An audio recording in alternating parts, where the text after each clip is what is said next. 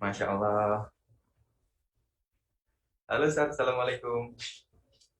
Waalaikumsalam warahmatullahi wabarakatuh. Siap. Kesempatan lengkap berjumpa dengan Ustaz Salim ini. Masya Allah. Iya, salam.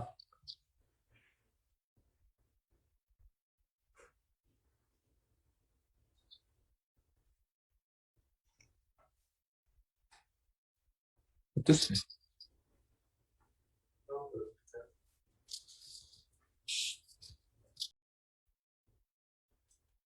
Bismillahirrahmanirrahim. Assalamualaikum warahmatullahi wabarakatuh.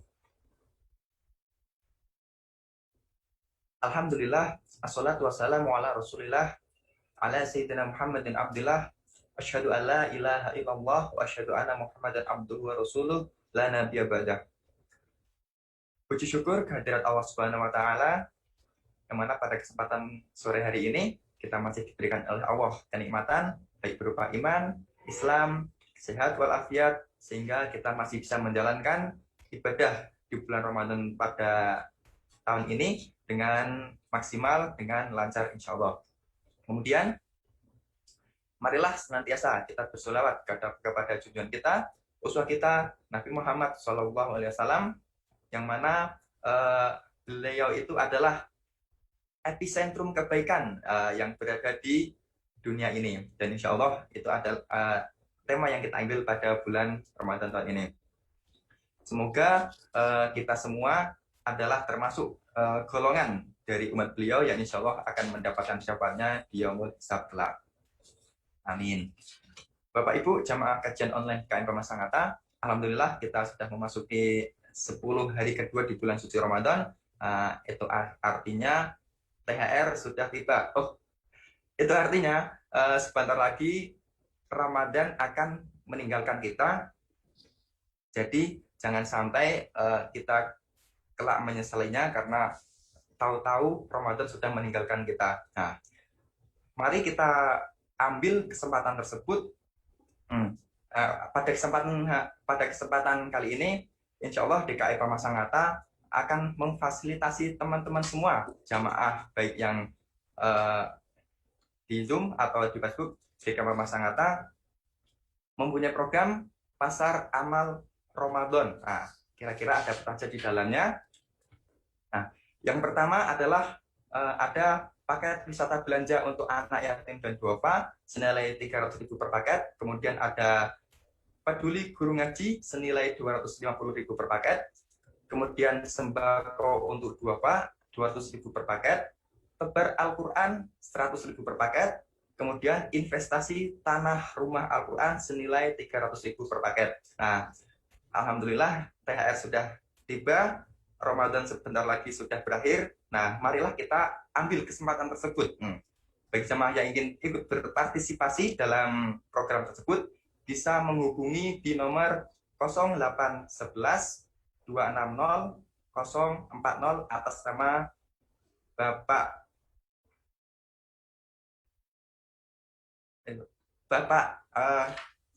Rian, Mas Rian. Atas nama Pak Rian, mohon maaf.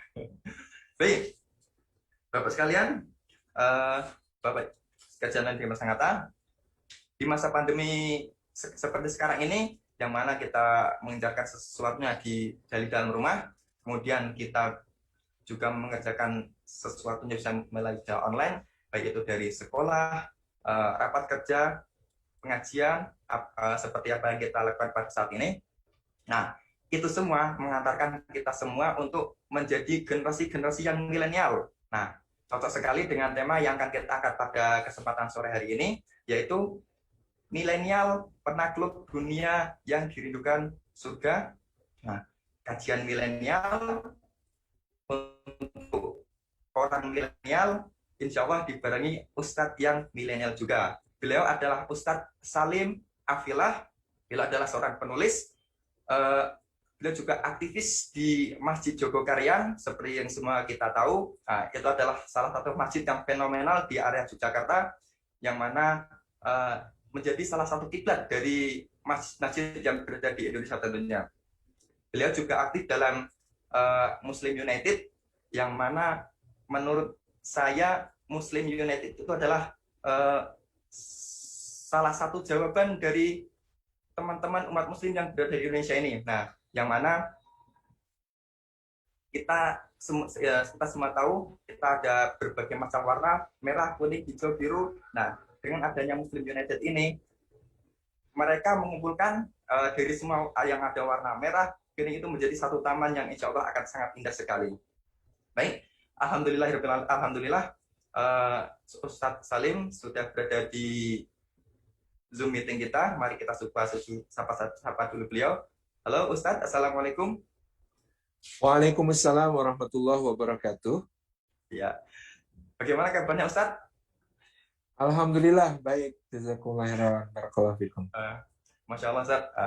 Terima kasih Ustadz sudah meluangkan waktunya untuk kami DKM Pamasangata untuk bertolabul ilmi kepada jenengan Ustadz. Amin. Alhamdulillah. Masya Allah. Baiklah, langsung saja kita mulai kajian kita pada sore hari ini. Nah, sebelumnya saya mengingatkan terlebih dahulu, silahkan persiapkan pertanyaan-pertanyaan terbaik jamaah sekalian. Insya Allah kita ada giveaway, ada buku, ada tumbler, ada baju. Nah, insya Allah ada banyak sekali ini ya giveaway menarik. Insya Allah kita akan cari nanti penanya-penanya terbaik. Insya Allah kita akan kasih giveaway. Nah, untuk nanti teknisnya insya Allah akan kita awali dulu tausiah dari beliau, kemudian dilanjutkan dengan sesi tanya jawab. Baik jamaah sekalian, tidak pandang lebar dari saya kepada Ustadz Salim, waktu kami persilakan. Baik. Alhamdulillahi haqqa hamdih, alhamdulillahi hamdan katsiran thayyiban mubarakan fi. Nahmaduhu wa nasta'inuhu wa nastaghfiruhu wa nastahdihi wa natubu ilaih. Wa la na'budu illa iyyahu wa natawakkalu alaih. Allahumma fasalli wa sallim wa barik ala sayyidina wa habibina wa syafi'ina wa maulana Muhammadu wa ala alihi wa ala ashabihi wa dhurriyyatihi wa man sara ala nahjihi wa sanna bisunnatihi wa ihtada bihadihi ila yaumil liqa'i rabbih, amma ba'd. Hadratul Mukarramin yang kami hormati, segenap pimpinan PT PAMA dan seluruh jajaran Board of Management dan juga seluruh keluarga besarnya. Yang kami hormati panitia kajian kita pada kesempatan sore hari ini beserta seluruh kru yang terlibat. Barakallahu fikum. Hadratul Afadil, para sesepuh, para tokoh masyarakat, para pimpinan lembaga yang dirahmati oleh Allah, seluruh hadirin hadirat peserta kajian rahimani wa rahimakumullah. Puji syukur kita haturkan kehadirat Allah Subhanahu wa taala atas limpahan karunia-Nya kita dihimpun pada sore hari ini dalam majelis ilmu. Meskipun hanya secara daring, secara online, semoga tidak mengurangi semua keutamaan bermajelis ilmu yang bisa kita raih dari sisi Allah Subhanahu wa taala. Semoga setiap langkah kita hari ini menjadi pemudah jalan kita semua menuju ke surga, dan semoga duduk kita semua termasuk taman di antara taman-taman surga, tempat Allah Subhanahu wa taala mencurah-curahkan rahmat-Nya, menaungkan sayap-sayap malaikatnya, menurunkan sakinah ke dalam hati kita dan menyebut-nyebut nama kita semua dengan bangga pada makhluk-makhluk mulia yang ada di sisinya. Hadirin hadirat yang dimuliakan oleh Allah Subhanahu wa taala, surah-surah dalam Al-Qur'an Karim yang diturunkan oleh Allah Subhanahu wa taala, yang bulan Ramadan ini menjadi mulia karena turunnya Al-Qur'an, yang puncak kemuliaannya juga adalah terkait dengan Al-Qur'an, yaitu Lailatul Qadar. Ini setiap surahnya memiliki keistimewaan yang sangat agung. Salah satu surah yang mulia itu adalah yang disunahkan oleh Nabi Shallallahu Alaihi Wasallam untuk kita membacanya pada setiap Jumat, yaitu bahwasanya kita disunahkan membaca suratul Kahfi pada malam dan hari Jumat, ya, yang diantara fadilahnya adalah akan diberikan baginya cahaya di antara dua Jumat. Yang menarik, Suratul Kahfi juga barang siapa menghafalnya, dalam riwayat lain menghafal 10 ayat awal dan 10 ayat akhir, dalam riwayat lain 10 ayat akhir saja dari Suratul Kahfi ini adalah menjadi orang-orang yang diselamatkan dari fitnah akhir zaman. Di antaranya adalah fitnah Al-Masihud Dajjal. Nah, menarik sekali kalau kita kemudian menghayati pesan-pesan Allah Subhanahu wa taala yang dimaktubkannya di dalam Suratul Kahfi. Paling tidak misalnya ya berkaitan dengan tema kita millennials ya yang menaklukkan dunia dan dirindukan surga. Di Suratul Kahfi ini Allah Subhanahu wa taala membentangkan ya bekal bagi kita untuk menghadapi dunia dengan serba-serbi ujiannya. Paling tidak di situ ada 4 kisah yang berkaitan dengan ujian kehidupan. Yang pertama adalah ujian iman dari kisah para Ashabul Kahfi. Yang kedua adalah ujian ilmu dari kisah Musa dan Khidir alaihi wassalam. Yang ketiga adalah ujian harta dari kisah 2 pemilik kebun. Dan yang keempat adalah ujian kekuasaan dari kisah Dzulqarnain.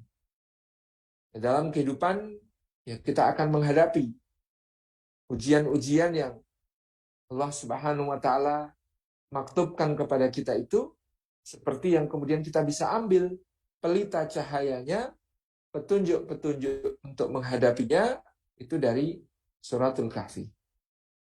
Jadi untuk menjadi millennials ya, untuk menyebut ya, millennials ini orang-orang yang masih muda ya, memiliki karakteristik-karakteristik khusus karena dia lahir di sebuah zaman yang berubah sangat cepat ya.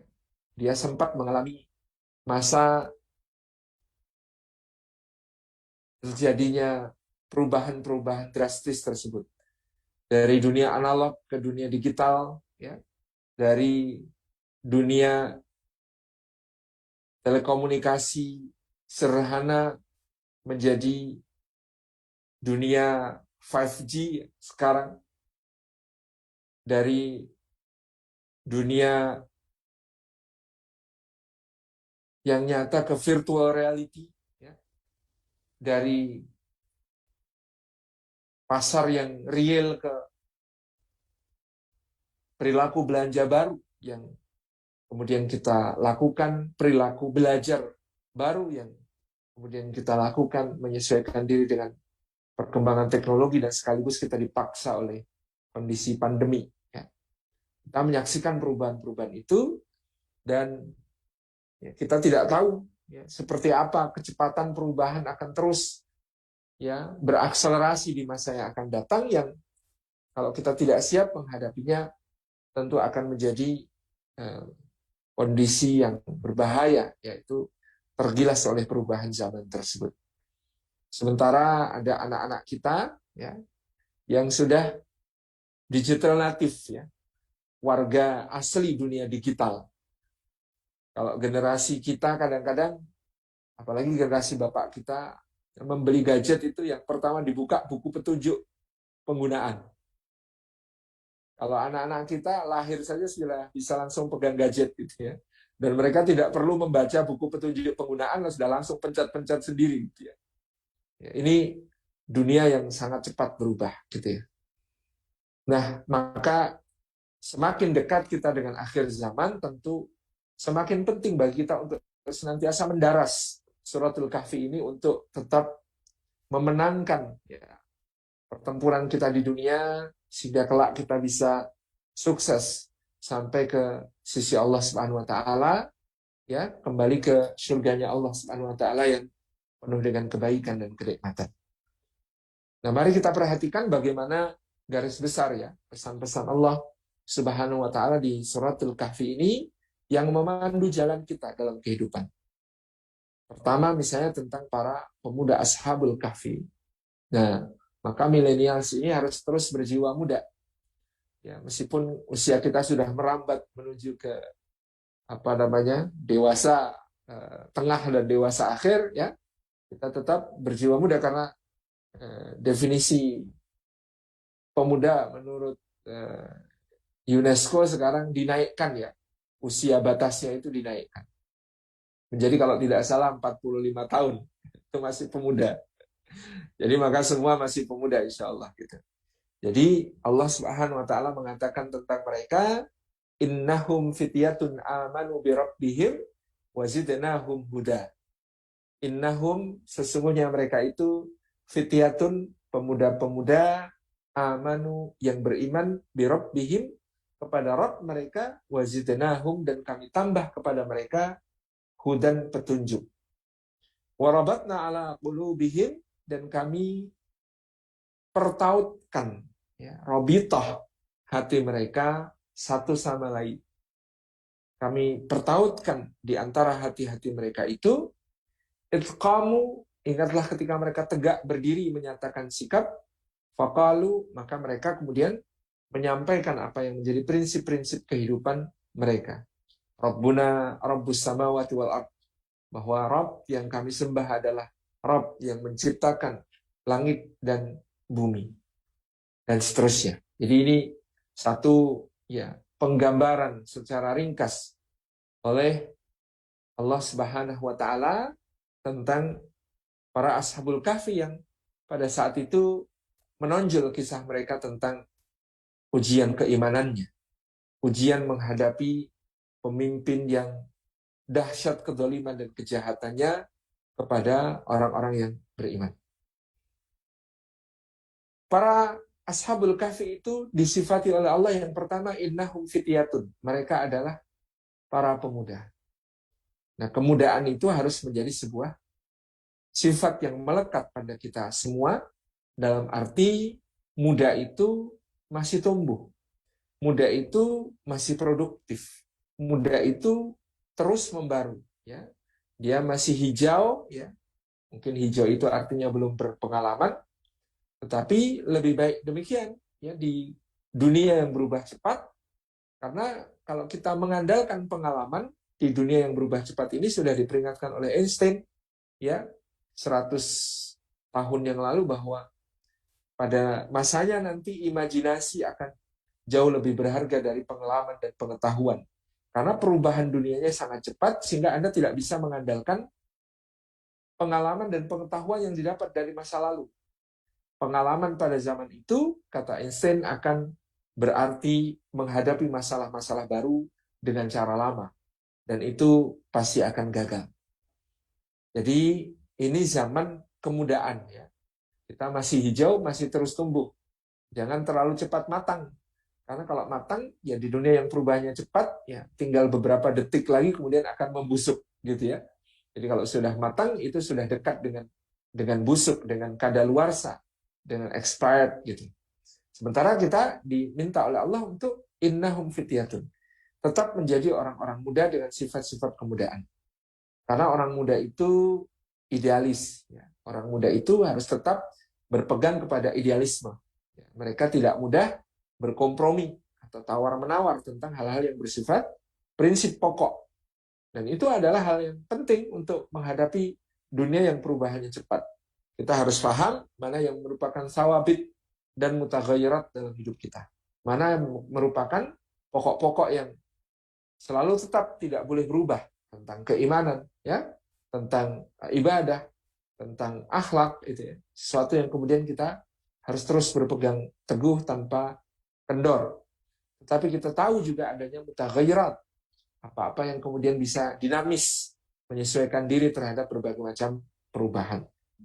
Jadi inilah pemuda, ya, mereka punya idealisme, mereka berpegang kepada sesuatu yang tetap dan terus melekat, yang tidak boleh berubah, ya, tanpa kompromi, karena ada idealisme di situ.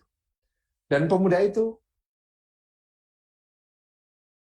ya, sifatnya memang karena dia punya idealisme tadi, karena dalam beberapa hal dia harus hitam dan putih. tidak ada abu-abu. Dia tegas, dia jelas dalam kehidupan dunia milenial semakin ke depan, kita akan dituntut untuk harus selalu memiliki sikap-sikap yang jelas, ya, transparan, sikap-sikap yang kemudian mudah difahami dan dimengerti oleh orang lain.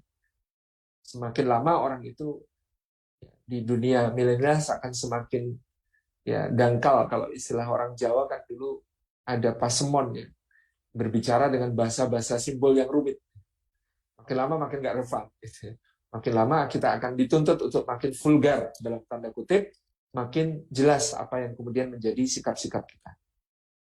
Demikian pula kemudaan itu berarti ya solidaritas ya.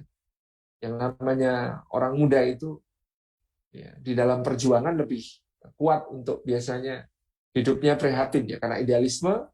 Ya, maka dalam kebersamaan mereka siap untuk ya berkorban, bertungkus lumus, ya berjuang, ya merintis dengan berbagai tantangan-tantangannya. Meskipun ya masa rintisan itu semakin lama akan semakin terpangkas.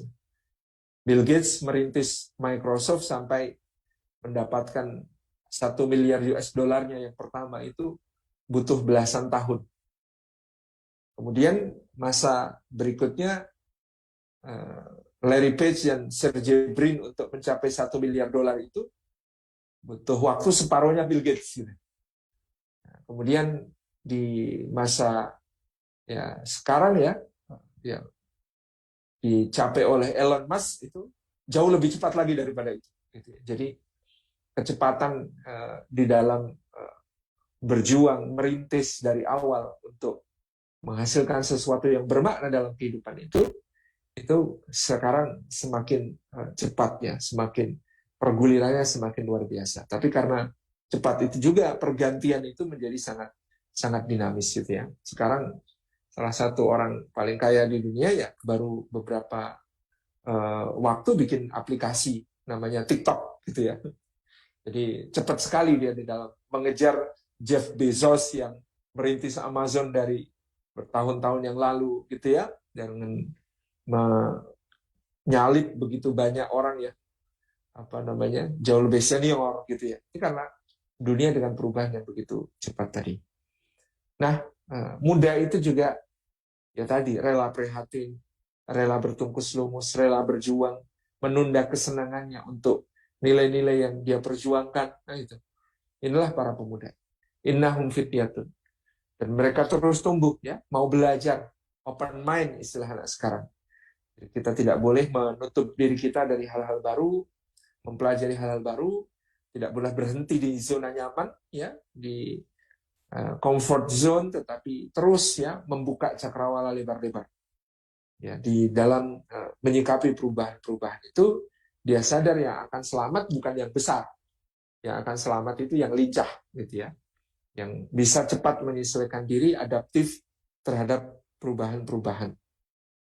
Makanya kenapa dulu dinosaurus itu kuat dan besar-besar, tapi ya punah semua gitu ya, karena tidak lincah ya. Yang lincah ya kemudian bertahan ya. Misalnya yang lincah menyesuaikan diri untuk ya kembali masuk ke dalam air gitu ya, hidup di air konon menurut teori evolusi begitu gitu ya. Jadi ya, kita tidak percaya amat, tapi bolehlah untuk ilustrasi gitu. Nah, teman-teman yang disayang oleh Allah Subhanahu wa taala, Bapak Ibu hadirin hadirat sekalian, ini sifat kemudaan yang kemudian harus terus tumbuh ya, mau berkembang, open mind ya, melihat dengan berbagai hal yang ada di sekitar kita. Kalau kita berkaca pada tokoh-tokoh yang millennials dalam tanda kutip pada zamannya untuk menyongsong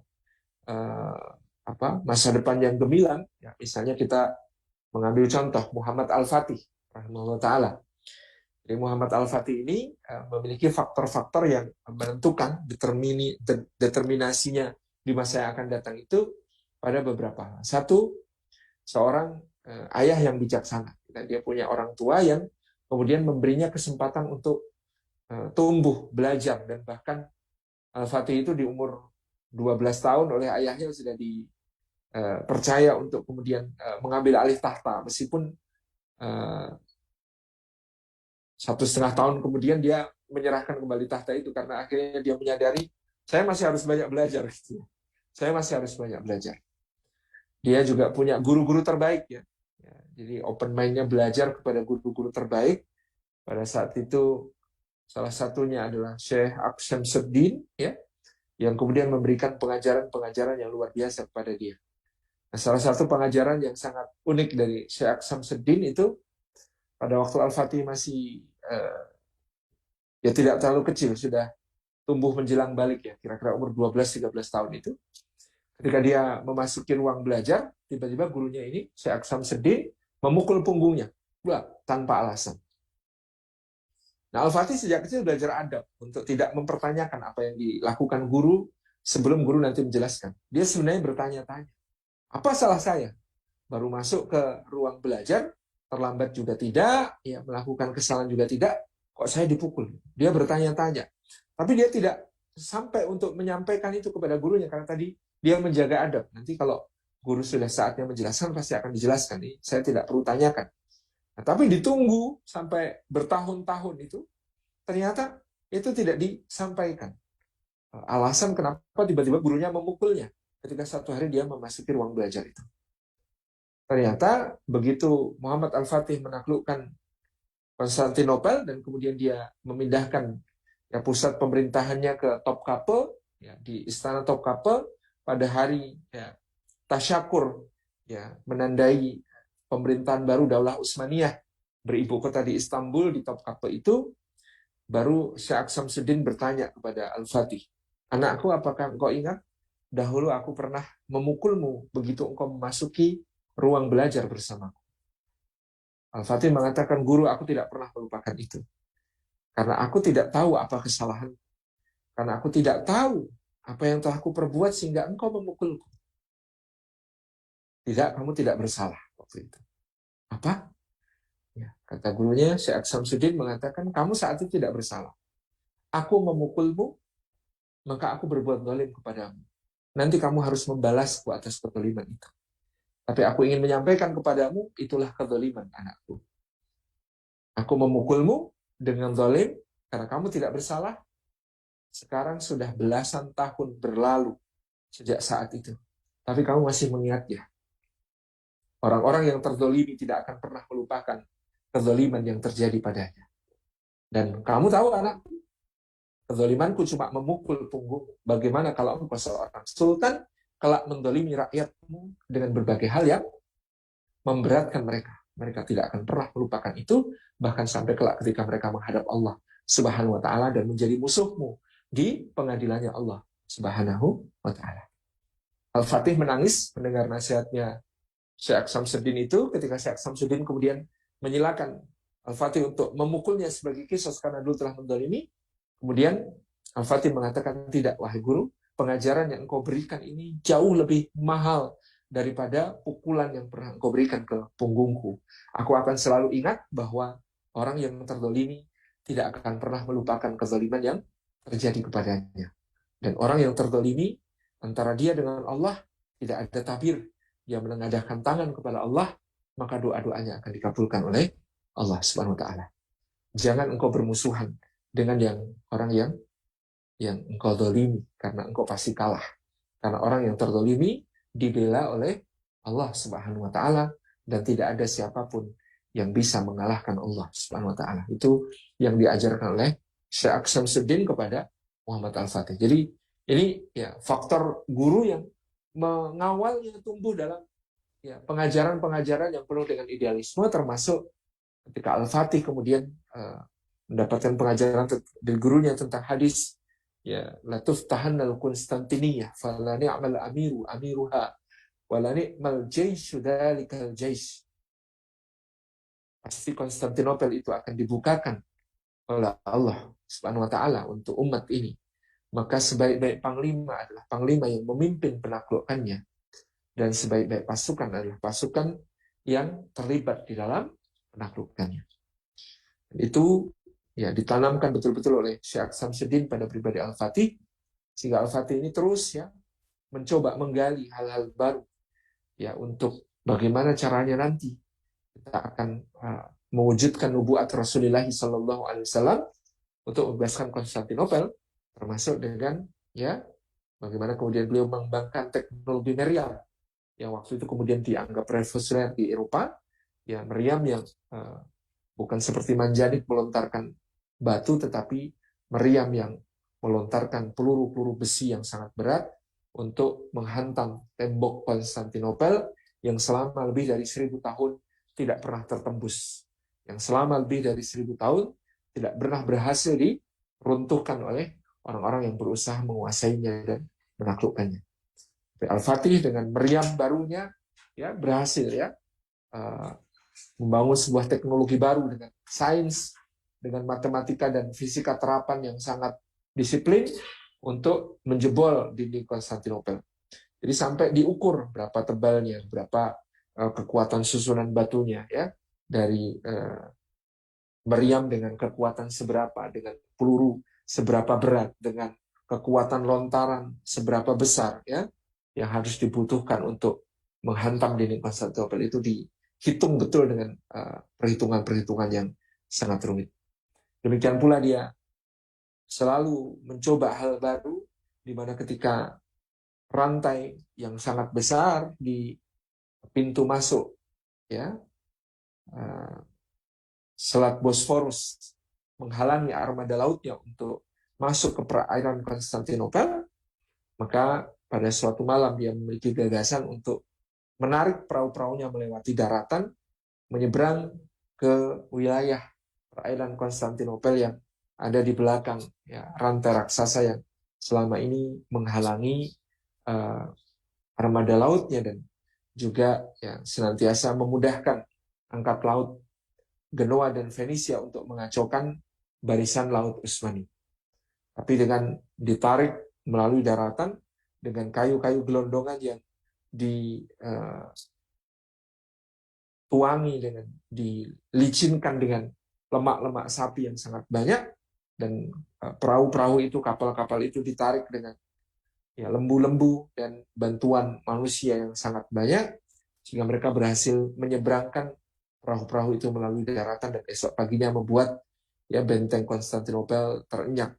Sangat-sangat shock karena di depan mereka sudah bersiap angkatan laut Utsmani yang menembakkan artilerinya dengan gencar kepada pertahanan kota. Jadi ya, ini satu gambaran yang menarik tentang pribadi yang tumbuh sebagai ya millennials di zamannya, orang yang open mind, orang yang selalu haus akan hal-hal baru, yang selalu belajar, selalu menginginkan sesuatu yang lebih gitu ya, yang kata Pak Bob Sadino, stay hungry, stay foolish ya. Tetaplah untuk menjadi orang yang lapar untuk terus berproduksi, terus bergiat, terus aktif gitu ya. Dan stay foolish, jangan berhenti belajar karena selalu merasa bodoh, selalu merasa ada yang harus dikaji, dipelajari lebih jauh. Itulah sifat kemudaan sejati dari innahum fityatun. Mereka adalah para pemuda. Yang kedua, keunggulan para pemuda itu adalah amanu birabbihim, karena mereka beriman kepada Allah Subhanahu wa taala. Ya, keimanan ini menjadi kualifikasi yang sangat penting bagi para pemuda ini untuk bertahan di segenap keadaan yang mereka hadapi dalam kehidupan. Ujian-ujian yang berat, ujian-ujian yang pelik, ujian-ujian yang susah gitu ya, harus mereka hadapi dengan keimanan. Dan keimanan itu adalah gerak aktif ya, keyakinan yang diikuti ingin membuktikannya dengan amal di sisi Allah Subhanahu wa taala. Maka Ibrahim alaihissalam menjadi contoh bagaimana seorang milenial di zamannya ingin meyakinkan diri tentang kemahakuasaan Allah. Ia mengatakan kepada Rabbnya Jalla Jalaluh, Rabbi arini kaifa tuhyil mauta. Ya Allah, coba tunjukkan padaku bagaimana kau hidupkan yang mati. Allah berfirman, qala awalam tu'min, apakah engkau tidak percaya wahai Ibrahim? Qala bala walakin liyatma'inna qalbi. Saya percaya ya Allah, hanya saja agar hati saya ini menjadi terasa tentram, ya. Agar hati saya ini menjadi terasa itminan, ya, tentram, tenang. Kalau Allah mau, tentu Allah ya, mudah baginya untuk misalnya menunjukkan di hadapan Ibrahim alaihissalam ada tulang belulang yang semula berada di dalam tanah langsung muncul ke permukaan bumi, lalu tersusun dengan sendirinya, lalu ditumbuhi oleh daging-daging, ya, kemudian ditutup oleh kulit, lalu kemudian menjadi hewan yang utuh kembali. Mudah bagi Allah untuk memberikan, ya, bukti itu kepada Nabi Ibrahim alaihissalam. Tetapi bukti terbaik adalah bukti yang membuat orang yang merasakan pembuktian tersebut terlibat secara aktif, sehingga dia menjadi experience itu akan melekat secara lebih kuat di dalam benak dan hati seorang manusia. Maka apa perintah Allah, ya, inilah keimanan itu aktif seperti ini. Allah perintahkan, ya, tangkap seekor burung, cincang jadi 4 bagian, kemudian tempatkan masing-masing bagian itu di puncak-puncak gunung Nun ada di sana. Lalu kembali ke tempatmu, panggil burung itu, ya'tinaka sa'ya, maka burung itu akan menyatu kembali dan datang bergegas kepadamu. Nah, kalau cuma tadi ya dibuka di depan Ibrahim ada tulang belulang muncul gitu ya. Ibrahim tidak melakukan experience. Dia tidak mengalami, ya, cuma melihat. Oh, ya ainul yakin sifatnya. Tapi kalau dia mengalami maka akan sampai pada hakul yakin. Karena apa? Dia ya nangkep betul burungnya itu yang itu tadi. Betul-betul dia sudah merasa mencincangnya gitu. Dia sudah yakin ini sudah mati ini burung, ini sudah saya cincang ya. Saya cincang. Dan kemudian dia juga yang meletakkan di puncak-puncak itu. Dan kemudian dia adalah yang memanggil burung-burung itu sampai kemudian burung-burung itu datang menyatu dan kemudian mendekat kepadanya. Satu experience base, ya, di dalam keyakinannya yang kemudian tidak akan pernah tergoyahkan bahwa mudah bagi Allah untuk menghidupkan yang mati. Yang dia bunuh, yang dia serak-serakkan, ya, yang kemudian dia panggil kembali ternyata adalah burung yang sama. Itu menjadi sebuah experience yang paling luar biasa yang dialami oleh Nabiullah Ibrahim alaihissalam. Jadi innahum fityatun amanu birabbihim. Itulah mereka beriman kepada Allah, beriman dengan aktif, beriman dengan membuktikannya dengan amal-amal saleh, melakukan apa yang bisa dilakukan. Ya. Ini adalah sebuah gambaran tentang innahum fityatun amanu birabbihim, beriman kepada Allah, yang bukan imannya stagnan, bukan iman yang datar-datar saja, tapi iman yang kemudian dinamis dan iman yang kemudian dia song-song dengan sebuah kekuatan jiwa gitu ya di situ. Innahum fityatun amanu birabbihim, dia beriman kepada Allah, yakin pada janji Allah. Ya, dia sangat memegang teguh apa yang menjadi janji-janji Allah Subhanahu wa taala dalam Al-Qur'an Karim, dalam sunnah Nabi sallallahu alaihi wasallam pun demikian. Maka pada saat itu innahum fityatun amanu bi rabbihim, mereka beriman kepada Allah Subhanahu wa taala, ya. Mereka dalam segenap gerak hidupnya selalu meyakini apa yang diatur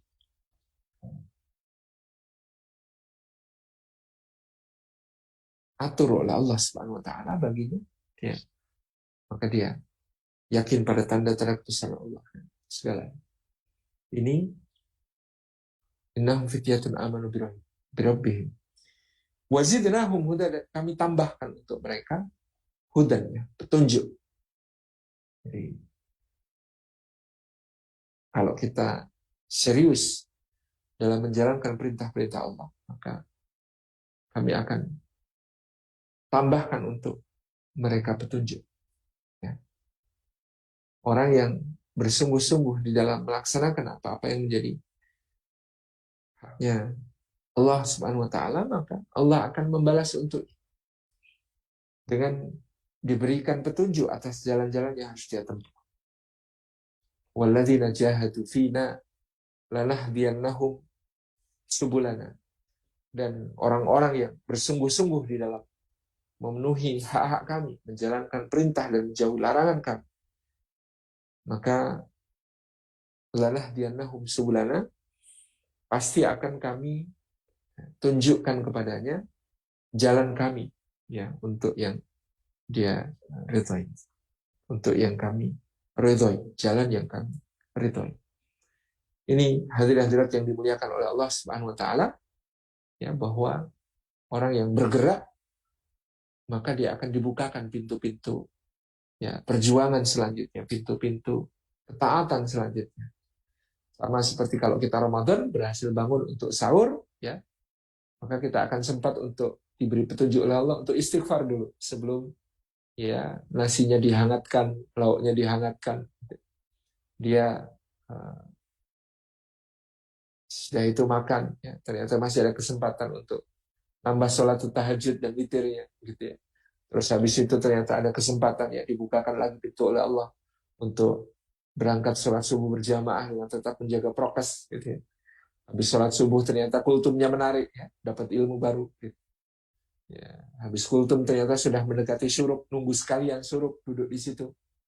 Ketika syuruk kemudian dia salatul isyraq, sehingga kemudian dia mendapatkan pahala seperti haji dan umroh, baru kemudian pulang. Ketika pulang, ya, mau tidur sayang, sudah kemudian dekat dengan waktu untuk pergi bekerja, maka dia isi dengan olahraga ringan. Dan seterusnya, gitu ya, kita itu membuka satu pintu kebaikan, Allah bukakan pintu-pintu kebaikan selanjutnya. Itu hakikat kemudahan. Fa'idha faragta fangsab. Kamu kalau selesai mengerjakan satu urusan, bergegaslah untuk segera bisa mengerjakan urusan yang lain. Ya, itu adalah sebuah catatan penting supaya kita ini tidak jadi orang yang nganggur. Kata Sayyidina Umar, aku ini benci sekali sama orang yang nganggur, yaitu orang yang tidak mengerjakan apapun untuk dunia, tapi juga tidak mengerjakan apapun untuk akhirat di satu kesempatan. Jangan menganggur, karena menganggur itu, kata Sayyidina Umar, adalah pintunya setan. Jadi kalau kita ada jeda-jeda waktu dari kegiatan kita, gunakan betul-betul untuk hal-hal yang juga bermanfaat, ya. Ketika harus berzikir, ketika harus baca Al-Quran, ketika harus banyak berdoa, ya lakukan itu.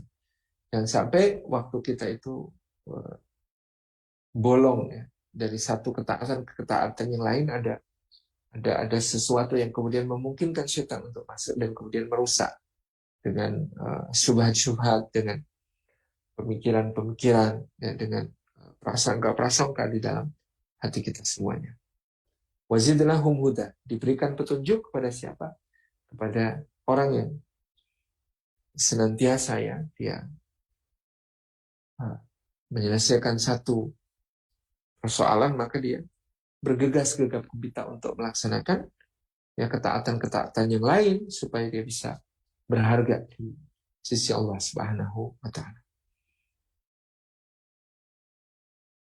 Nah, yang berikutnya, Bapak Ibu, rekan-rekan yang disayang oleh Allah Subhanahu wa taala, tentang Ashabul Kahfi.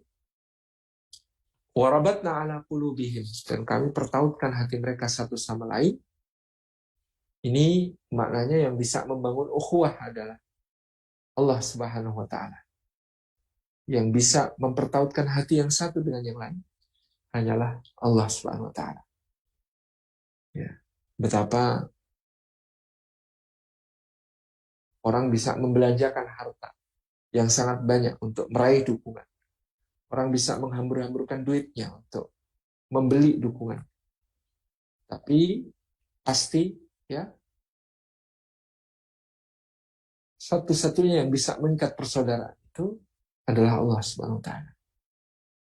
Tidak ada yang kemudian bisa, ya, menginfakkan semua harta di muka bumi ini untuk mengikat hati-hati. Bahkan kalau itu Rasulullah SAW, sehingga Allah Subhanahu wa taala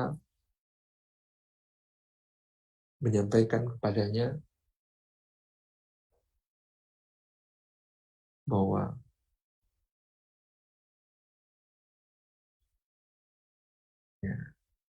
menyampaikan kepada kita bahwa Rabitatul Qulub itu betul-betul dari Allah Subhanahu wa taala.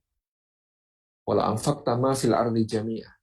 Meskipun kamu infakkan semua yang ada di muka bumi, ma'alaf tabaina qulubihim. Kata Rasulullah SAW, tidak akan bisa engkau Muhammad untuk mentaklif, ya, mempertautkan hati mereka. Tapi Allah lah yang mempertautkan hati mereka, ya, dengan karunia-Nya. Hanya Allah yang mampu. Maka warabatna ala qulubihim, ya. Kita ketika berjuang tidak akan bisa sendirian. Kita perlu bertaut dengan jiwa-jiwa yang sevisi semisi, dengan ukhuwah, dengan persaudaraan dalam perjuangan. Seperti dikatakan oleh Sayyidina Abdullah bin Mas'ud radhiyallahu anhu, secara azali dulu Allah melihat hati para hambanya. Maka dia dapati, kata Abdullah bin Mas'ud, hati yang paling terang cahayanya adalah hatinya Muhammad sallallahu alaihi wasallam. Maka Muhammad SAW pun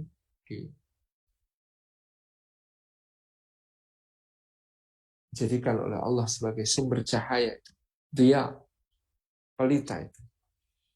Kemudian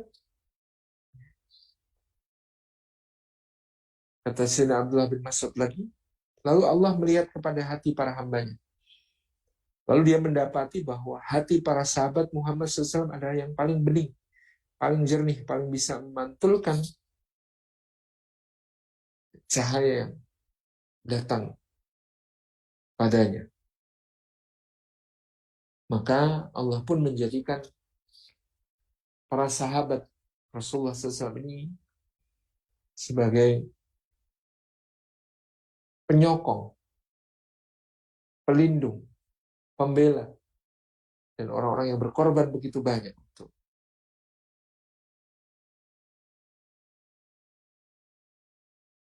Rasulullah SAW.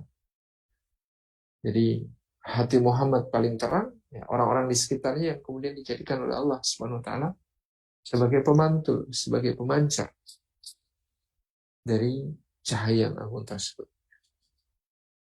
Cahayanya Rasulullah Sallallahu Alaihi Wasallam. Warabatna ala qulubihim. Kami pertautkan satu sama lain hati mereka. Penting bagi kita untuk senantiasa menyambung ya silatul ukhuwah, ukhuwah kita, silaturahim, bahkan ya dengan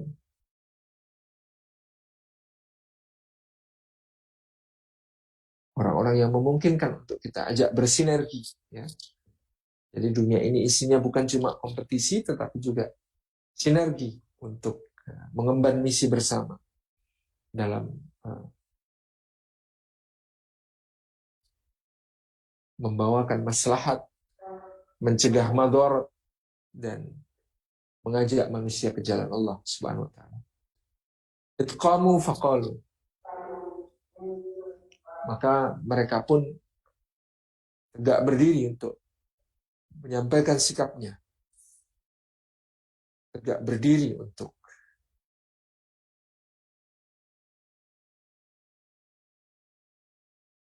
menyatakan kepada dunia bahwa mereka semata-mata menyembah kepada Rabb semesta alam, kepada Allah Subhanahu wa taala, dan tidak akan mempersekutukannya dengan siapapun. Ini gambarannya, sifat dasar milenial, ya, penakluk dunia dan yang dirindu surga ada pada para ashabul kahfi yang dahsyat. Kita perlu ya, menjadikan value mereka sebagai poin-poin untuk bangkit. Belum lagi kemudian kita perlu belajar kepada Musa dan Khidir alaihi wassalam tentang berbagai hakikat dan adab-adab dalam menuntut ilmu yang luar biasa. Lihatlah Musa alaihi salam, seorang nabi, pemimpin agung Bani Israel, Rasul Ulul Azmi, satu dari 5 Rasul paling utama yang memiliki keteguhan dan kesabaran yang luar biasa. Tetapi di titik tertentu Musa alaihissalam tidak ragu untuk meninggalkan kedudukannya sebagai pemimpin Bani Israel untuk belajar. Ya. Istilah anak sekarang mengasah gergaji. Kita kalau nebang pohon pakai gergaji yang sama terus-menerus, lama-lama gergajinya tumpul. Kalau kita teruskan, maka kecepatan kita untuk menebang pohon akan semakin turun. Nah, tapi kalau kemudian tidak dipakai, pasti akan semakin turun. Ya. Ketajaman gergaji. Maka solusinya ya, Ketika kecepatan sudah mulai menurun, gergaji ini kemudian perlu dipertajam dulu, diasah dulu, diperbaiki dulu sampai dia powerful lagi untuk membawa kehambaan kita kepada Allah Subhanahu wa taala di tengah-tengah umat. Jadi lebih baik menghabiskan waktu sejenak untuk mengasah gergaji ya, daripada memaksa meneruskan memotong pohon yang pasti akan semakin lambat, semakin tumpul, semakin tumpul. Mengasah gergaji ini bukan melambatkan apa yang seharusnya menjadi pekerjaan, tapi dia mengefisienkan. Meskipun tentu ada waktu yang harus dikorbankan ya di dalam memenuhi kualifikasi, menaikkan kualitas diri melalui ya, satu penajaman kembali potensi kita yang disebut sebagai mengasah gergaji. Bayangkan Nabi Musa alaihissalam, dia tinggalkan kaumnya ya untuk belajar, untuk mengambil pendidikan lanjut ya, kepada Khidir alaihissalam, yang kemudian mengajarkan begitu banyak hakikat ilmu kepadanya, meskipun pertemuan mereka singkat. Kata Nabi SAW, seandainya Musa alaihissalam ya,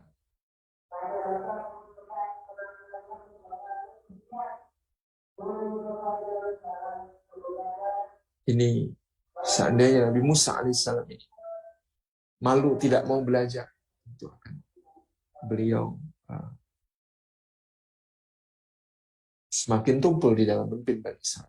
Tapi beliau ya, Nabi SAW mengatakan seandainya Musa lebih sabar ya, di dalam belajar, maka kita akan dapat pelajaran yang lebih banyak. Sayang Musa alaihissalam memang kesabarannya itu terbatas sehingga hanya ada 3 momen pelajaran yang penting di dalam kisah perjalanan mereka. Tapi kita lihat di situ ada kontrak belajar yang jelas ya, akad. Aku belajar dengan syarat begini kepadamu. Aku akan mengikutimu ya dengan catatan begini kata. Gitu. Dan Musa pun mengikutinya, dan pembelajaran pertama bagaimana kemudian Musa alaihissalam dan Khidir di atas kapal, ternyata Khidir memberi cacat ya, memberi aib pada kapal itu dengan memotong bagian. Ternyata Musa alaihissalam protes ya. Wajar protes. Akharat tughriqu ahlaha, apakah kamu melubangi kapal ini supaya semua penumpangnya nanti tenggelam. Tentu ini protesnya juga lebay. Dilakukan Khidir pastinya tidak sampai kemudian akan menenggelamkan kapal tersebut. Yang dilakukan Khidir adalah diberi aib sedikit, diperjelek sedikit, justru supaya selamat. Kenapa? Karena di ujung sana ada seorang raja yang dia suka merampas kapal-kapal yang bagus. Maka kalau kapal diperjelek, maka tidak akan dirampas.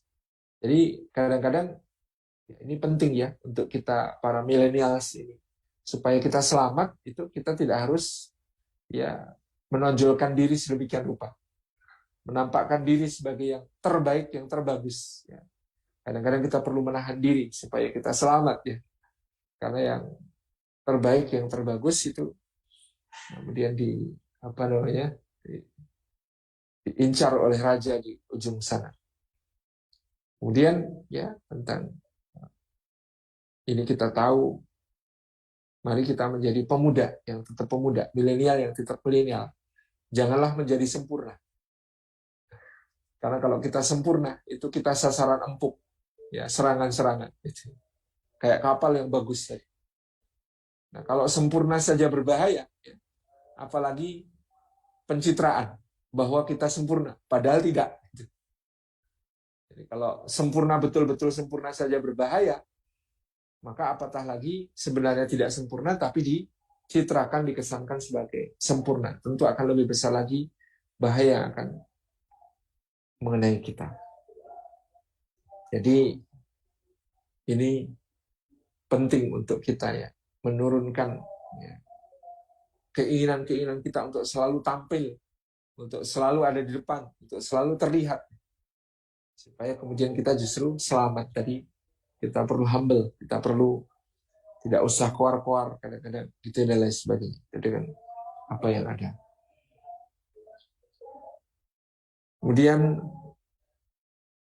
Musa alaihissalam juga belajar kepada Khidir tentang mengantisipasi hal-hal yang membahayakan di masa yang akan datang.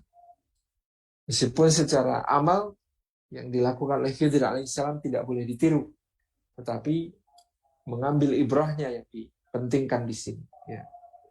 Bagaimana Khidir membunuh seorang anak kecil, ya. Kemudian diprotes oleh Musa alaihissalam. Qatalta nafsan zakiyatan, apakah kamu akan membunuh satu jiwa yang bersih, satu jiwa yang murni? Tapi Khidir bukan bertindak atas namanya sendiri, tapi Allah yang memerintahkan supaya dia melakukan hal tersebut untuk mengantisipasi segala keburukan-keburukan yang akan terjadi di masa yang akan datang. Dan Allah Subhanahu wa taala mengaruniakan kepadanya sifat-sifat yang prediktif, ya, sifat-sifat yang baik untuk mengatasi masalah di masa depan dengan yang kita lakukan sekarang. Sampai kemudian episode terakhirnya, bagaimana Khidir mengajari Musa tentang hakikat hubungan keimanan antara bapak dan anak. Bagaimana mungkin dua anak yatim itu sampai ditolong Allah dengan dikirim dua orang nabi dan rasul kepada mereka untuk memberikan kepadanya bagian harta yang pernah ditinggalkan oleh nenek moyangnya. Bagaimana kemudian Allah sampai mengutus seorang nabi ulul azmi, rasul ulul azmi bersama gurunya itu untuk menegakkan dinding rumahnya anak yatim itu. Masya Allah ya. Karena anak yatim itu wakana abuhu masalihan. Ya. Anak yatim itu bapaknya dulu seorang yang saleh. Yang kesalehan bapaknya itu terus bermanfaat untuk anak-anak. Maka di sini kita diajari untuk tidak hanya memikirkan diri kita sekarang, tapi terus visioner memikirkan anak cucu mereka, anak cucu kita supaya tetap dalam keimanan kepada Allah Subhanahu wa taala. Yang ketiga ujian tentang pemilik kebun ya. Saya waktunya sudah mau habis. Ujian tentang pemilik kebun tentu yang terpenting kita miliki di sini adalah jangan sampai kita ujub. Jangan sampai kita bangga diri. Jangan sampai kita merasa bahwa yang kita miliki adalah karena kehebatan kita, karena hasil pekerjaan kita, karena hasil kegiatan kita. Bukan, tapi semuanya adalah semata-mata karunia Allah Subhanahu wa taala. Maka Allah Subhanahu wa taala sampai mengatakan la tamunnu alayya islamakum, wahai orang-orang yang tidak mengerti, jangan kalian sebut-sebut tentang keislaman kalian di hadapanku untuk menunjukkan jasa bahwa kalian lebih berjasa di sisi Allah. Tidak. Ya, sama sekali tidak. Tapi Allah lah yang beri nikmat kepada kalian semua, menghantarkan hidayah, memberikan bimbingan-bimbingan kepada makhluk-makhluk mulia ini. Jadi, Tabarak Rahman, di pelajaran ini kita juga harus selalu mengembalikan semua kebaikan-kebaikan itu sebagai karunia Allah. Ketika dipuji tentang milik kita, tentang kebun kita, tentang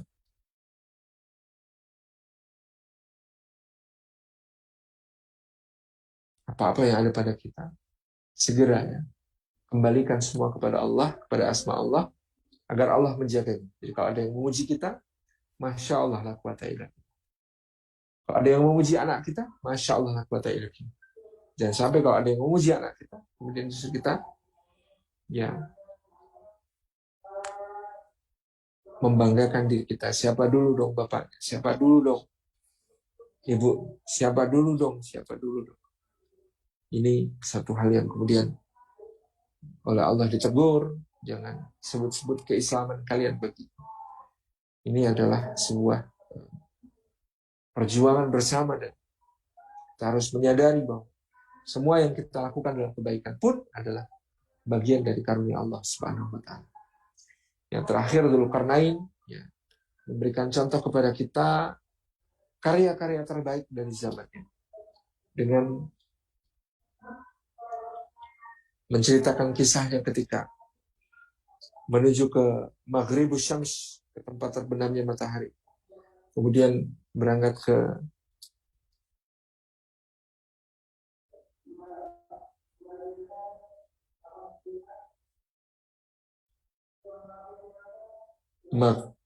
Matla' Syams ya, berangkat menuju ke tempat terbitnya matahari. Kemudian Fa'at Ba'asababa, dia ikuti jalan petualangan yang harus dijalankannya. Sampai akhirnya dia menemukan masyarakat yang ada dalam ancaman Ya'juj dan Ma'juj, sehingga dia membangun untuk mereka benteng yang sangat canggih pada zaman dari batang-batang besi. Ya, kemudian ditiupkan ya, tembaga dan timah cair untuk memperkuat, merekatkannya satu sama lain. Sebuah tembok yang sangat dahsyat yang dibangun oleh Dzulqarnain untuk membentengi manusia dari Ya'juj dan Ma'juj nantinya di hari akhir gitu ya. Ini satu yang tentu saja jangan sampai kita salah paham bahwa tembok itu adalah tembok besar Cina, karena bahannya berbeda. Tembok besar Cina dari batu. Quran menjelaskan tembok besarnya yang dibikin oleh Dzulqarnain untuk mengamankan masyarakat itu beserta anak keturunannya nanti adalah yang dibangun untuk betul-betul menyatukan kekuatan-kekuatan besar dari besi, dari api, dari tembaga, dari timah yang menjadi satu ikatan luar biasa dahsyat. Nah, tentu detailnya kita perlu waktu yang jauh lebih banyak, tapi paling tidak demikianlah yang kita lihat dari Suratul Kahfi, bagaimana dia memberi cahaya pada hidup kita di setiap pekannya, dengan kisah Ashabul Kahfi yang merupakan inspirasi-inspirasi keimanan, dengan kisah Musa dan Khidir yang merupakan inspirasi-inspirasi dalam ilmu pengetahuan, juga apa yang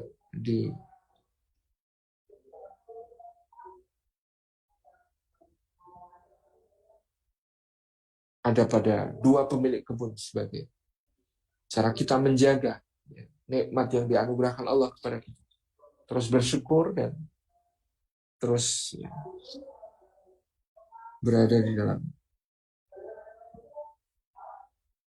penjagaan terhadap nikmat-nikmat itu dengan tidak berujub, tidak berbangga diri, tetapi senantiasa bersyukur kepada Allah Subhanahu wa taala. Yang terakhir adalah menjadi seorang yang berkuasa, tentu memiliki ujian-ujian yang sangat berat, tapi juga memiliki wewenang-wewenang yang sangat besar untuk bisa mengubah keadaan yang terjadi di dunia kita hari ini. Kembali kepada track, kembali kepada jalan yang lurus, jalan yang Allah ridhoi, dan bukan jalan mereka yang sesat. Gitu. Ini sebagai panduan milenial semuanya untuk memperbanyak tilawah dan tadabur Suratul Kahfi, ya, terlebih pada hari Jumat di mana Allah janjikan akan jadi cahaya baginya di antara dua Jumat. Jazakumullah khairan, itu yang dapat kita sampaikan untuk sementara ini, mudah-mudahan bermanfaat. Wassalamualaikum warahmatullahi wabarakatuh. Waalaikumsalam warahmatullahi wabarakatuh. Syukur Ustaz atas tausiahnya yang diberikan. Nah, kemudian kita masuk ke sesi tanya jawab. Saya berikan kesempatan dulu bagi jamaah yang berada di Zoom. Bagi yang ingin bertanya langsung, silakan bisa melambaikan tangan terlebih dahulu.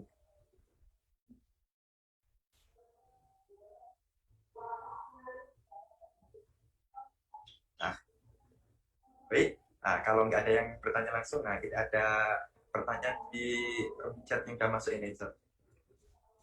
Baik Ustaz, izin bertanya, bagaimana cara memulai dakwah di lingkungan yang baru dan bagaimana menjaga keistiqomahannya Ustaz? Baik, kita bisa mempelajari apa yang dilakukan oleh Sayyidina Mus'ab bin Umair ketika diutus Rasulullah SAW untuk membuka dakwah di Yathrib yang kelak akan menjadi Darul Hijrah, menjadi Madinatul Munawwarah.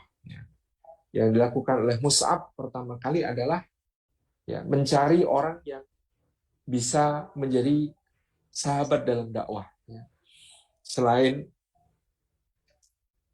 Abdullah bin Umi Maktum yang menyertainya dari Makkah, maka diperlukan seorang tokoh lokal yang bisa kemudian menjadi cantolan di tempat dakwah baru tersebut. Maka kemudian Mus'ab bin Umair berhasil bertemu dengan As'ad bin Zurarah, yang dengan As'ad bin Zurarah dia lalu berdiskusi, dan akhirnya As'ad bin Zurarah menjadi bergabung dengan barisan dakwah. Lalu Mus'ab minta bantuan As'ad bin Zurarah untuk memetakan kota Madinah. Kira-kira siapa saja yang prioritas untuk diajak masuk Islam, yang akan membuat kaumnya bisa masuk Islam. Maka As'ad mengusulkan sepupuku namanya Sa'ad bin Mu'ad radhiyallahu anhu. Kalau dia masuk Islam, maka orang-orang Aus akan masuk Islam semuanya. Wah, ini tokoh strategis ini. Oke, gimana caranya? Wah, ini susah karena Sa'ad bin Mu'ad ini nggak gampang mau ketemu orang. Dia orangnya cukup tertutup, tapi pengaruhnya luar biasa. Kalau dia sekali mengatakan sesuatu, kaumnya akan mentaatinya. Jadi bagaimana memancing dia keluar supaya bisa bertemu denganku, supaya bisa kemudian berbicara langsung. Maka As'ad bin Zurarah diajak untuk menata skenario. Di As'ad bin Zurarah kemudian datang kepada Sa'ad bin Mu'ad mengadukan, wahai, apakah engkau akan diam saja sementara warga kita setiap hari banyak yang berpindah keyakinan, berpindah agama, mengikuti agama baru yang dibawa oleh pengikut Muhammad itu sallallahu alaihi wasallam. Jadi yang dilakukan As'ad bin Zurarah itu mancing emosinya Sa'ad bin Mu'ad, padahal dia juga sudah masuk Islam. Sebagai seorang pemimpin, sungguh aib bagimu kalau kamu tidak bisa mencegah apa yang terjadi ini. Bagaimana orang-orang kita setiap hari bertambah-tambah yang mengikuti orang baru dari Mekah itu. Sementara dia memang orang yang sangat berbahaya, dan tentu dia tidak akan bisa dihadapi kecuali oleh orang yang seperti engkau. Di mana orang itu? Sa'ad bin Mu'ad kemudian mengambil tombaknya. Kemudian As'ad bin Zurarah mengantar Sa'ad bin Mu'ad untuk ketemu dengan Mus'ab bin Umair. Sampai di lokasi, Mus'ab bin Umair sudah tersenyum dengan senyuman yang sangat indah. Kemudian dia juga membawa hadiah untuk Sa'ad bin Mu'ad. Apa ini? Saya akan menyampaikan sesuatu, kata Mus'ab bin Umair. Bagaimana kalau engkau tancapkan dulu tombakmu, kau dengarkan apa yang saya sampaikan. Jika engkau setuju dengan apa yang saya sampaikan, engkau boleh mengambilnya. Tapi jika apa yang kusampaikan tidak berkenan bagimu, kamu nanti bisa mengusirku dengan tombak itu. Sa'ad bin Mu'ad mulai curiga sama As'ad bin Zurarah. Wah, ini jebak nih anak ini biar aku ketemu. Tapi Sa'ad bin Mu'ad orangnya fair. Maka dia mengatakan, baik. Dia tancapkan tombaknya ke tanah. Dia katakan apa yang menjadi urusanmu. Sebelum aku akan segera mengusirmu. Tapi aku beri kesempatan dulu untuk kau sampaikan apa yang menjadi maksudmu. Nah, dan diberi kesempatan, tentu Mus'ab bin Umair mengeluarkan kemampuan terbaiknya dalam membaca Al-Quran dan menjelaskannya dengan sangat indah kepada Sa'ad bin Mu'ad. Maka Sa'ad bin Mu'ad pun akhirnya luluh hatinya. Kemudian ketika itulah dia bersyahadat untuk menjadi seorang Muslim di tahun pertama Hijriah. Itu berhasil diislamkan Sa'ad bin Mu'ad, dan benar kata As'ad bin Zurarah, kalau Sa'ad bin Mu'ad masuk Islam, maka pasti berduyun-duyun penduduk Aus akan masuk Islam. Itulah yang kemudian terjadi pada saat tersebut. Jadi Ya, salah satu hal yang penting temukan partner, ya. Kemudian susun strategi, susun rencana-rencana secara terukur dan sabar, ya, tadarruj, ada prioritas-prioritas, ada batasan-batasan yang harus kemudian diperhatikan pada kondisi-kondisi yang ada di lingkungannya.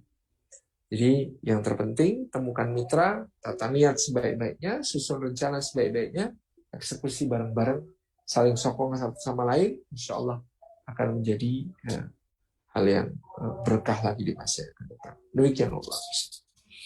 Insya Allah. Insya Allah. Terima kasih Ustaz. Untuk pertanyaan kedua yang sudah masuk Ustaz, dari kisah Nabi Musa dan Nabi Khidir yang menolong dua anak yatim dengan mendirikan rumahnya karena alasan bapaknya yang teramat soleh. Kemudian pertanyaannya, apakah ada hubungan keimanan sebaliknya dari anak ke bapak sebagai wujud kita berbakti kepada orang tua? Baik. Di antara yang paling tertaut adalah anak dengan bapak, ya. Anak kepada orang tua dan orang tua kepada anak. Doanya orang tua untuk anak itu mustajabah sebagaimana doanya Nabi untuk umatnya. Maka doanya kakek-kakeknya ini tadi, ya, dua anak yatim yang soleh ini kan kalau dalam tafsir bukan bapak langsung yang soleh, tapi kakek ketujuh. Nah, doanya kakeknya ini yang kemudian bermanfaat bagi cucunya. Kesolehan kakeknya bermanfaat bagi cucunya. Kebaikannya tidak hilang, tapi Allah Subhanahu wa taala sampai-sampai mengirim dua orang nabi, yang satu Rasul Ulul Azmi, yang satu gurunya, untuk menolong menyelamatkan harta simpanan yang diperuntukkan bagi kedua anak yatim yang tinggal di kota tersebut, supaya nanti pada saatnya diserahkan, gitu ya. Jadi betul-betul ada satu keterkaitan langsung ya antara kesolehan orang tua dengan kelak kebaikan-kebaikan yang akan diterima oleh anak. Maka kita sekarang juga ketika sekarang seperti ini menjadi alhamdulillah orang yang beriman, menjadi orang yang muslim, menjadi orang yang mampu menunaikan berbagai macam ibadah, mampu menunaikan zakat dan sedekah dan lain sebagainya. Kita harus mensyukuri karena boleh jadi ini yang terjadi adalah doa-doa yang dipanjatkan oleh bapak kita, kakek buyut kita dulu. Jangan menyombongkan diri seakan-akan ini adalah dari prestasi kita pribadi. Ya. Kemudian apakah ada dari anak ke bapak? Tentu, ya. Justru itu juga salah satu yang utama. Doanya anak-anak kepada orang tuanya itu yang menjadi pahala yang tidak putus bagi orang tuanya, dan doanya anak kepada orang tuanya itu terus dicatat dan bahkan bisa meninggikan derajat orang tua di surga. Ada sebuah hadis yang sangat unik. Ada seorang sepasang suami istri yang berada dalam surga. Baru menikmati siangnya surga tersebut, dia berdua oleh Allah Subhanahu wa taala diperintahkan untuk naik ke tingkatan surga berikutnya. Karena dia protes, ya Rabbi, saya belum merasakan ya malam di surga ini. Ya, tetapi ini adalah doa anakmu. Ya, karena doa anaknya dia surganya naik. Ya, ya di situ sudah semalaman. Ya, pagi ternyata dinaikin lagi sama Allah.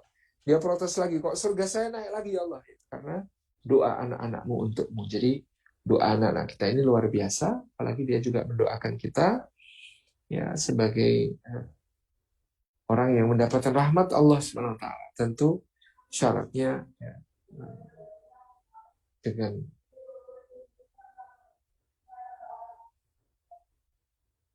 kita juga dulu menyayangi mereka.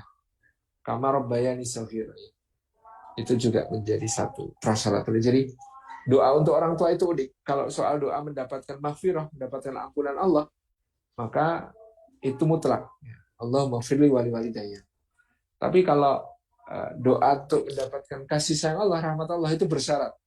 Kama rabbayani shaghira. Sebagaimana mereka dahulu menyayangi aku di waktu kecil. Tapi dalam soal hubungan tadi, ya sebagaimana orang tua ke anak, kesolehan anak juga pasti akan bermanfaat bagi orang tuanya.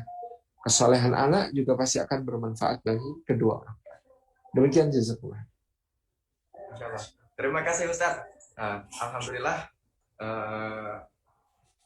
Masya Allah, jawaban dari Ustaz ya sekali. Terakhir Ustaz, insya Allah kami di sini adalah milenial seperti apa yang tadi Ustaz jelaskan di awal.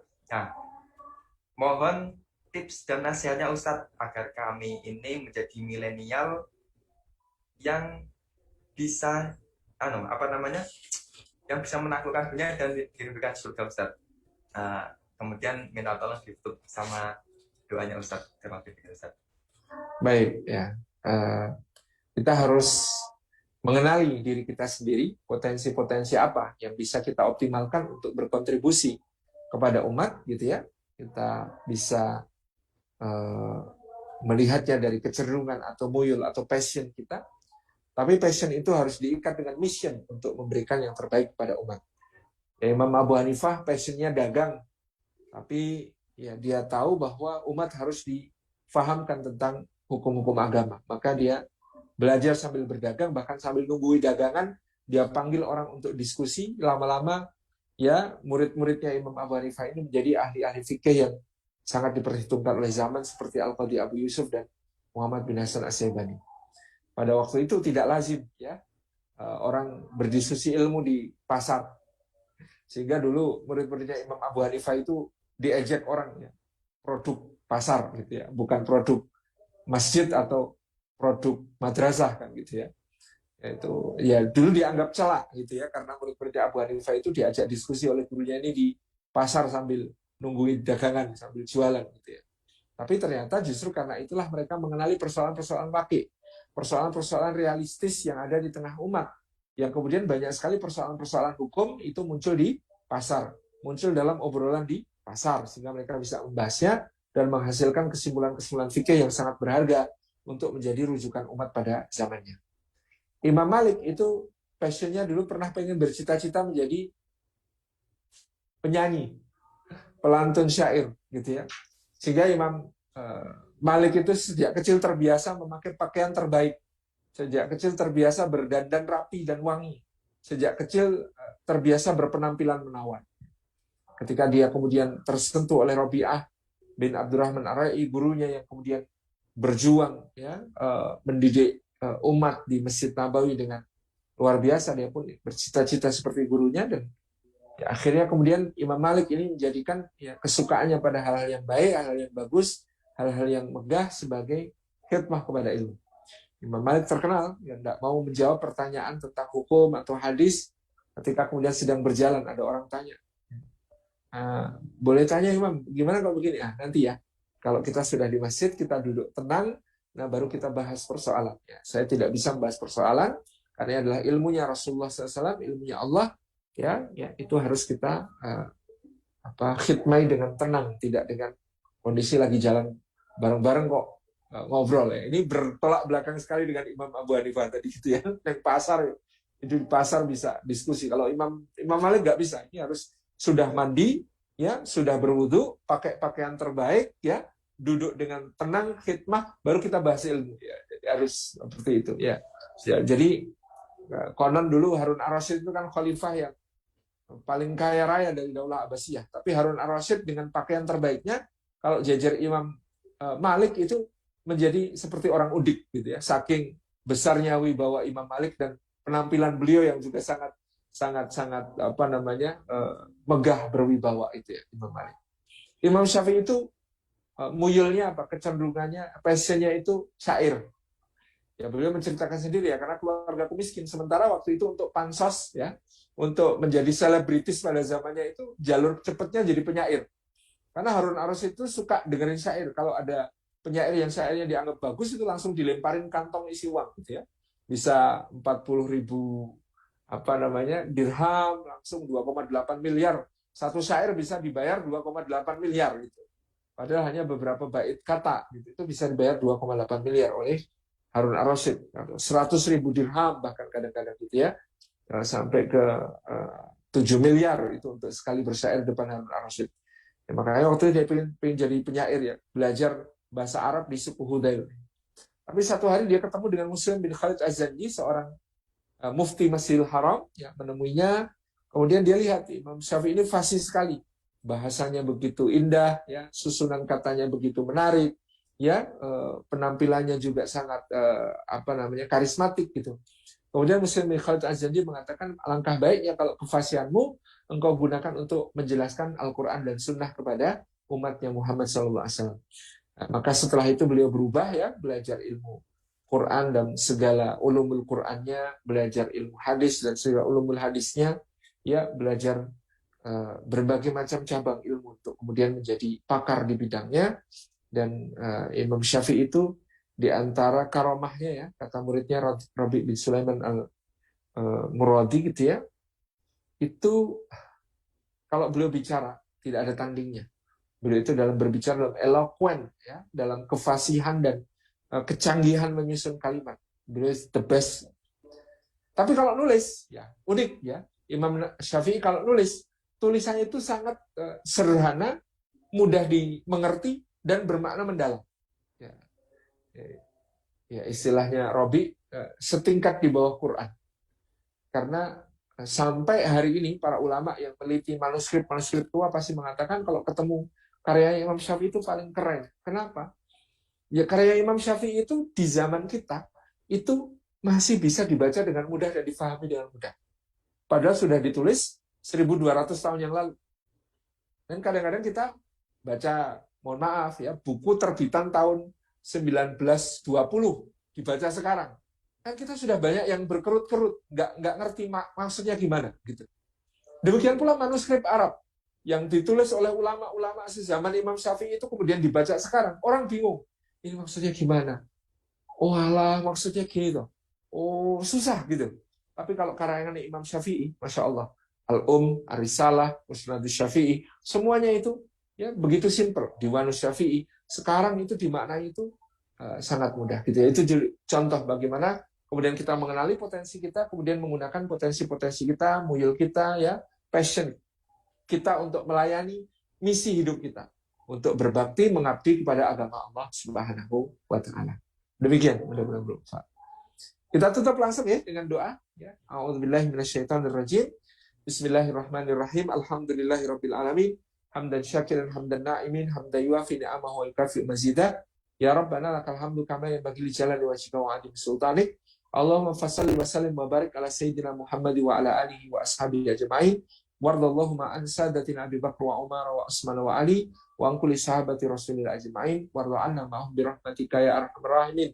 Allahumma qil lil mu'minina wal mu'minat wal muslimina wal muslimat al ahya'i minhum wal amwat innaka sami'un qaribun mujibud da'wat ya qadil hajat. Rabbana ighfir lana wa li ikhwanina alladziina sabaquna bil iman wa la taj'al fi qulubina ghillan lil ladziina amanu Rabbana innaka ra'ufur rahim. Rabbana ighfir lana walidina warhamhum kama rabbawna shighara. Rabbana hab lana min azwajina wa dhurriyyatina qurrata a'yun waj'alna lil muttaqina imama. Allahumma inna nas'aluka ridhaka wal jannah wa na'udzubika min sakhatika wan nar. Allahumma inna nas'aluka al-huda wat tuqa wal afafa wal ghina.